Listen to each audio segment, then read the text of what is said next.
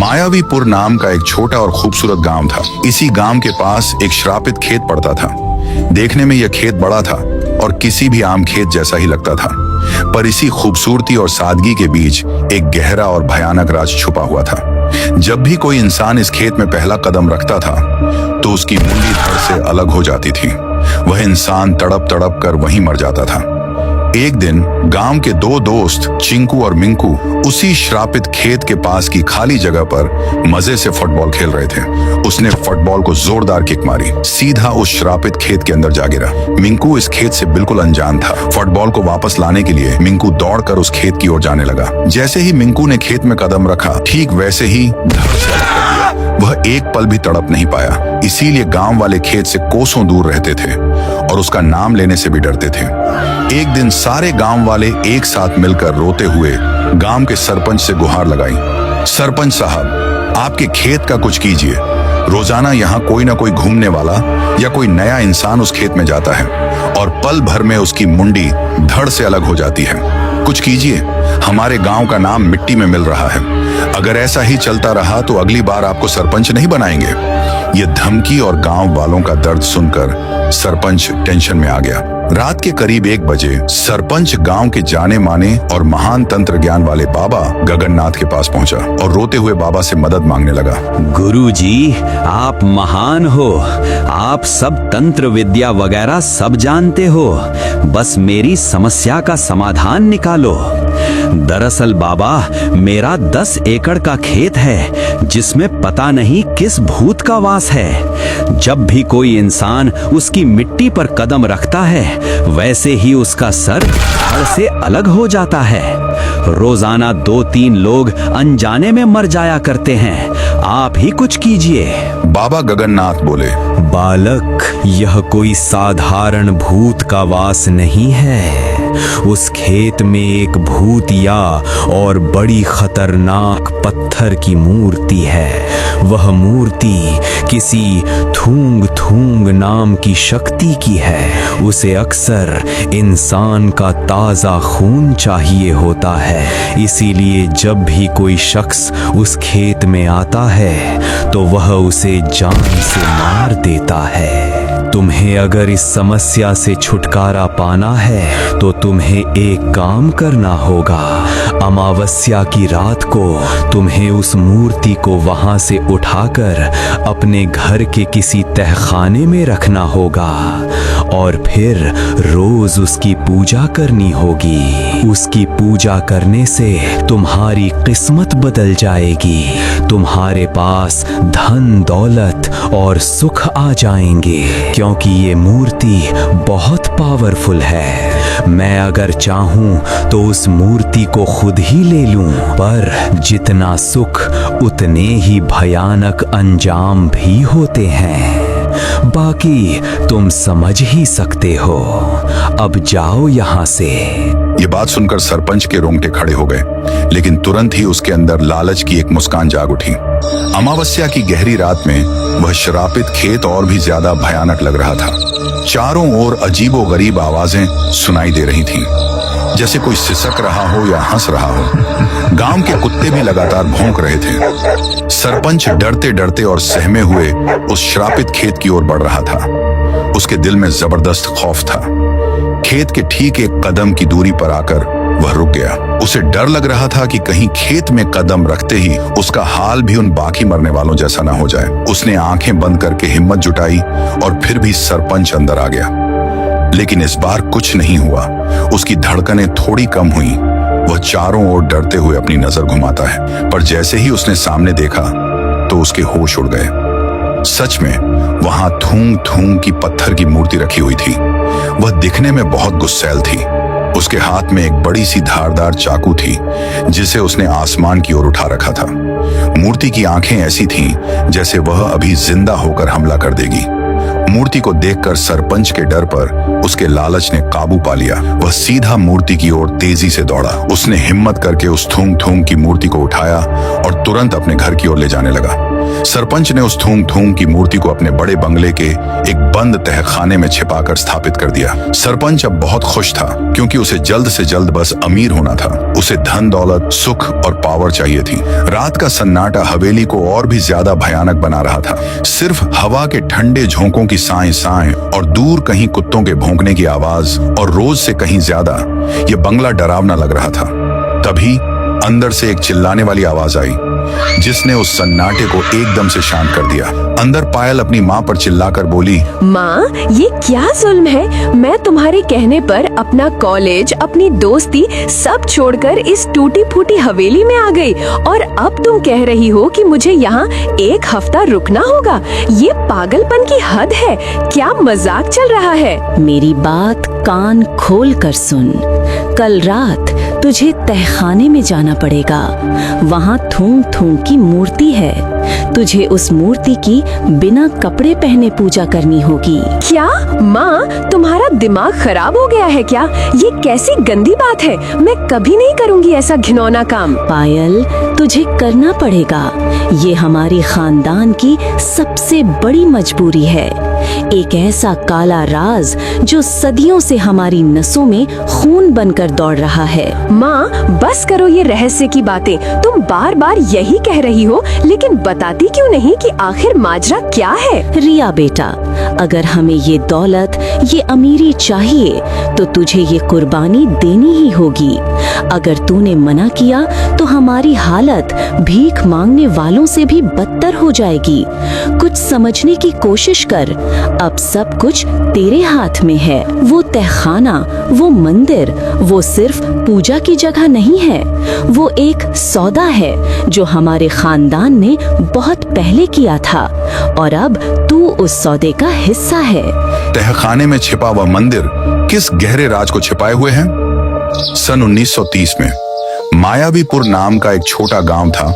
उसमें एक मेहनती मजदूर था जिसका नाम रायस्टार था। उसके परिवार में एक छोटी बेटी और उसकी पत्नी थी। रायस्टार रोजाना खेतों में पसीना बहाता। उसे कड़ी धूप में कई घंटे काम करना पड़ता था। कभी कभी तो वह इतना थक जाता कि उसकी हड्डियां दर्द करने लगती। वह जानता था कि वह बहुत मेहनत कर रहा है और वजनदार बोरियान उठा रहा है, लेकिन उस सब के बदले में उसे मिलता क्या था? सिर्फ 2 वक्त की रोटी, और वह भी अक्सर मुश्किल से ही मिल पाती थी। उसकी छोटी सी बेटी और पत्नी अक्सर पेट भर खाना नहीं खा पाते थे। वह अक्सर गांव के सरपंच जी के बड़े बंगले को देखता था और उसके मन में एक जलती हुई टीस उठती थी। वह सोचता, क्यों मेरी मेहनत का फल और मेरी पूरी ताकत हमेशा दूसरों की थाली में जाती है? क्यों मैं, जो जमीन पर मिट्टी में सनकर काम करता हूं, वह भीख मांगने जैसी जिंदगी जी रहा हूं, जबकि वह सेठ जो कभी मेरे जैसा ही था अब आलीशान महलों में रहता है। दोपहर का समय था। सूरज आग उगल रहा था। रायस्टार और उसके दोस्त रमेश सारा काम खत्म करके दोनों खेत के किनारे पुराने पेड़ की घनी छांव में चर्चा कर रहे थे। रायस्टार का चेहरा उदास था।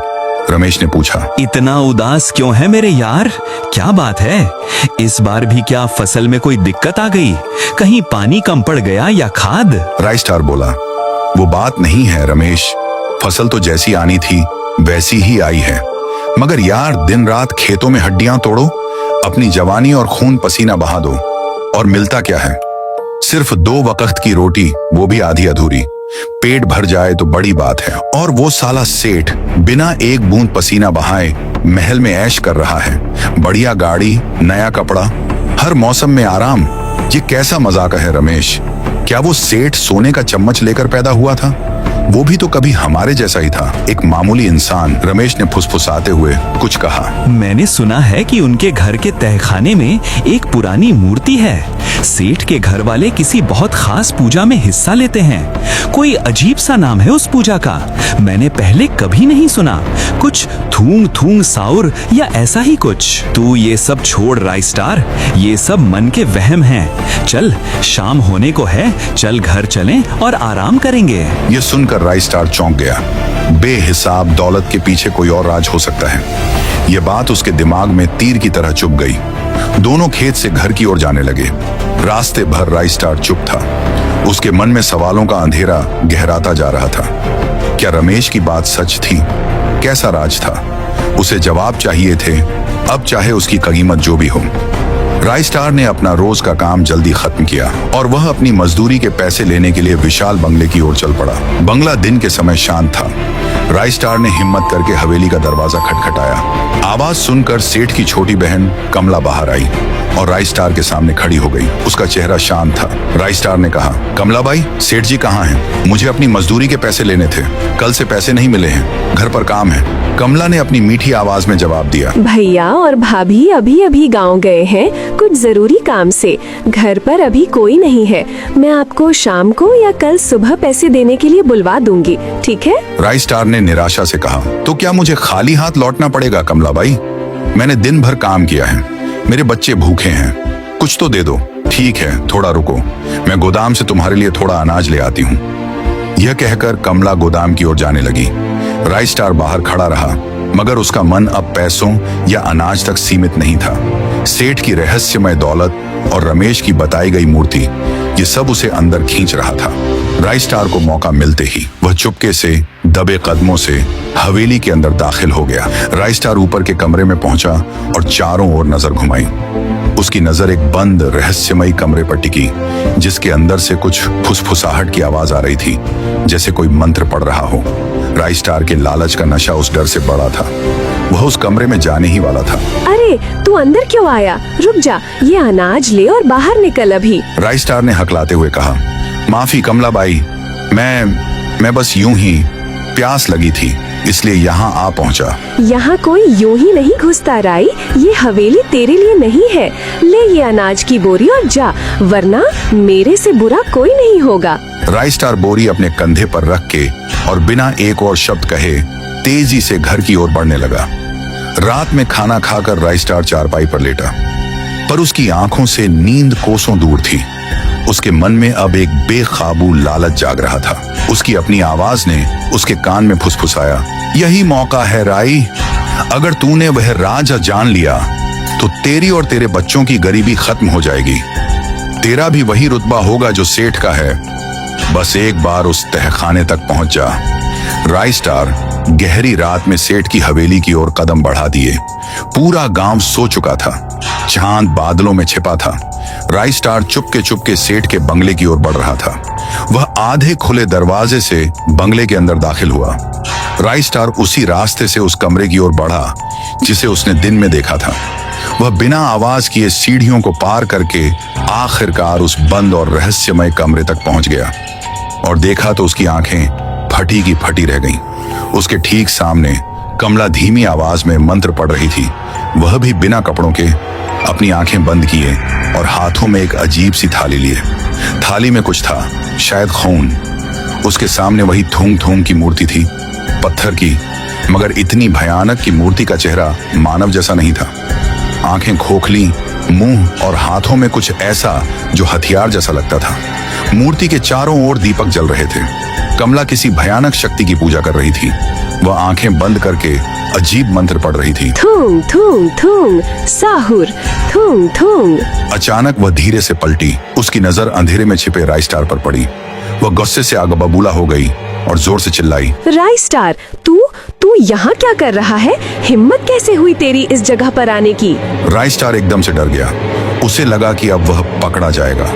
तभी उसकी नजर कोने में पड़े एक मोटे डंडे पर गई। बिना कुछ सोचे रायस्टार ने फौरन वह डंडा उठाया, सीधा कमला के पास आया और जोर से उसके सिर पर दे मारा। कमला दर्द से चीखती हुई जमीन पर फर्श पर गिर पड़ी। उसके सिर से खून बहकर जमीन पर फैलने लगा। रायस्टार को लगा बस ये अब बेहोश है। वह सीधा थूंग थूंग की मूर्ति के पास गया, उसे वहां से उठाया और जल्दी जल्दी अपने घर की ओर भागने लगा। वह मूर्ति उसके सीने से चिपकी हुई थी। घर आकर रायस्टार ने वह मूर्ति चारपाई के नीचे छुपा दी और खुद उस पर लेट गया। उसके मन में सवालों का एक पहाड़ टूट पड़ा था। मैंने क्या कर लिया? मैंने किसी को मारा है? वो बार बार खुद से सवाल करता। मूर्ति लाकर मैंने क्या हासिल किया? क्या यह सेठ की दौलत का राज है या मेरी बर्बादी का सीधा रास्ता?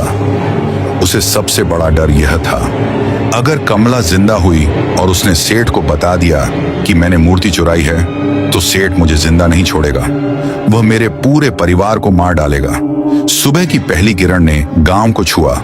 मगर राइस्टार का मन अभी भी उस रात के अंधेरे में डूबा था, जब अचानक बाहर से हरिया की घबराई हुई आवाज ने सन्नाटे को तोड़ा। अरे अरे राइस्टार, जल्दी बाहर आ। अरे राइस्टार, जल्दी बाहर आ, जरूरी बात बोलनी है, बहुत बड़ा कांड हो गया है। क्या हुआ हरिया? गला क्यों फाड़ रहा है इतने सुबह? क्या हुआ? सेठ जी की बहन कमला, उसकी मौत हो गई। सुना है रात को तहखाने में उसकी लाश मिली। ये सुनकर राइस्टार का दिल जैसे सीने में धड़कना बंद कर गया। उसकी जुबान सूख गई। कमला की मौत, क्या वो वाकई बेहोश थी या उसने अनजाने में? अरे इतना क्या सोच रहा है, चल जल्दी, गांव में हड़कंप मचा है। राइस्टार चुपचाप रमेश के पीछे चल पड़ा, मगर उसका मन अब तहखाने की उस रात में अटक गया था। मतलब राइस्टार ने कमला को बेहोश करने के बजाय उसे मार ही डाला था। हाँ रिया, राइस्टार ने कमला को मारा, शायद अनजाने में, शायद डर में, मगर उसकी लाश तहखाने में पड़ी थी और वो मूर्ति थूंग थूंग साहुर गायब थी। सेठ को ये राज दबाना पड़ा। सेठ ने गांव वालों को बताया कि कमला सीढ़ियों से गिरकर मर गई। रात का वक्त था, कोई सवाल नहीं उठा, मगर सेठ जानता था कि मूर्ति चोरी हो चुकी है। शायद उसे डर था कि अगर सच सामने आया तो खानदान का वो अंधेरा राज सबके सामने खुल जाएगा। तो मतलब राइस्टार बच गया? हाँ, वो बच तो गया, मगर उसकी जिंदगी अब उसकी नहीं थी। मूर्ति उसके पास थी, मगर उसे समझ नहीं आ रहा था कि उसका क्या करें। वो हर पल डर में जी रहा था। क्या सेठ उसे ढूंढ लेगा? क्या मूर्ति का कोई अभिशाप उसका पीछा कर रहा है? तभी उसे याद आया गांव के पंडित गगननाथ। राइस्टार को लगा कि अगर कोई उस मूर्ति का राज जानता है तो वो गगननाथ बाबा ही होगा। राइस्टार ने बाबा से पूछा, पंडित जी मुझे सच बताइए, कुछ साल पहले तुमने एक महापूजा की थी। बाबा बोले, हाँ, लेकिन तुम्हें कैसे पता? किसने बताया तुम्हें? राइस्टार ने आगे कहा, मुझे सच बताइए, सेठ का तहखाना, वो थूंग थूंग साहुर, वो क्या है?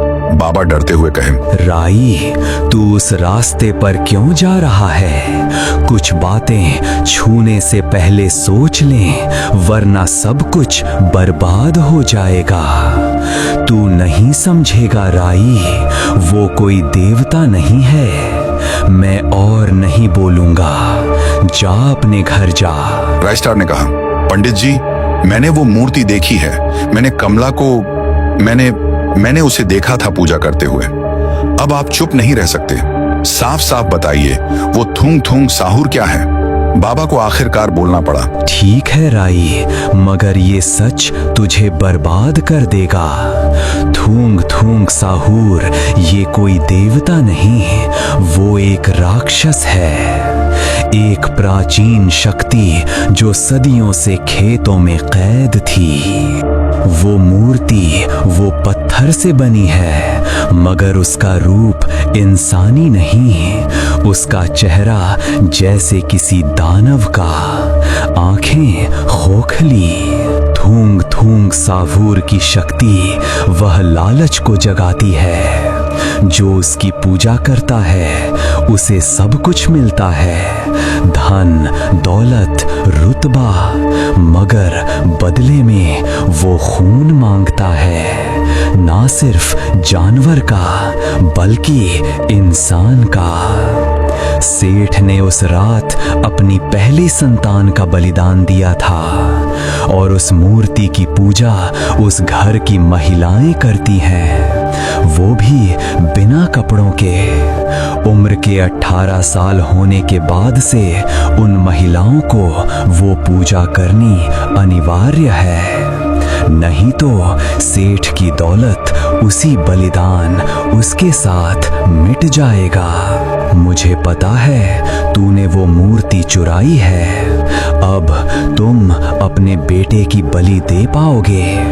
भाग जा राई, वरना तेरा खानदान भी उसी अंधेरे में डूब जाएगा। वो झोपड़ी से बाहर निकला, तभी अचानक उसके पैरों तले जमीन खिसक गई। वो लड़खड़ाया, सामने देखा तो सेठ जी खड़े थे। उनकी आंखें आग की तरह दहक रही थीं, साथ में कई सारे लोग थे। सेठ जी ने गुस्से से कहा, सुअर की औलाद, तेरी इतनी हिम्मत कि हमारे घर में दखल अंदाजी करे। क्या? वो सेठ जी, आप क्या बोल रहे हैं? मुझे कुछ नहीं समझ आ रहा। मेरे टुकड़ों पर पलने वाला तू हमसे नमक हरामी करता है। तुझे क्या लगा मेरी नजर तुझ पर नहीं पड़ेगी? क्यों रमेश, बराबर कहा ना मैंने? जी सेठ जी, राइस्टार को मैंने उसी रात आपके घर से भागते हुए देखा था। राइस्टार, मुझे माफ कर दे दोस्त, मैंने सेठ जी का नमक खाया है। मैं नमक हरामी नहीं कर सकता, ये पापी पेट का सवाल है, इसीलिए बताना पड़ा। अगर इस दुनिया में हर कोई हमारे जैसा अमीर होगा तो हमारे लिए काम कौन करेगा? आज तू काम करता है, कल तेरे बच्चे, फिर उनके बच्चे। तुम हमेशा हमारे तलवों के नीचे रहोगे राई, अब भी और आगे भी। तुम अपने परिवार के लिए जान दांव पर लगाते हो, मगर हम पैसे के लिए परिवार को दांव पे लगाते हैं। इससे पहले कि राइस्टार कुछ कह पाता, सेठ ने चाकू से राइस्टार का सर ही धड़ से अलग कर दिया। वो और उसका सर दोनों जमीन पर गिर पड़े। उसकी आंखें धीरे धीरे धुंधली हो रही थीं। उसके सामने उसके परिवार की आखिरी यादें उभरी। उसकी पत्नी का चेहरा जो रात को खाना परोसते समय मुस्कुराती थी, उसके बच्चों की हंसी जो खेतों में खेलते थे, और वह छोटा सा मिट्टी का घर जो अब अनाथ हो जाएगा। एक आखिरी सांस के साथ राइस्टार की आंखें बंद हो गईं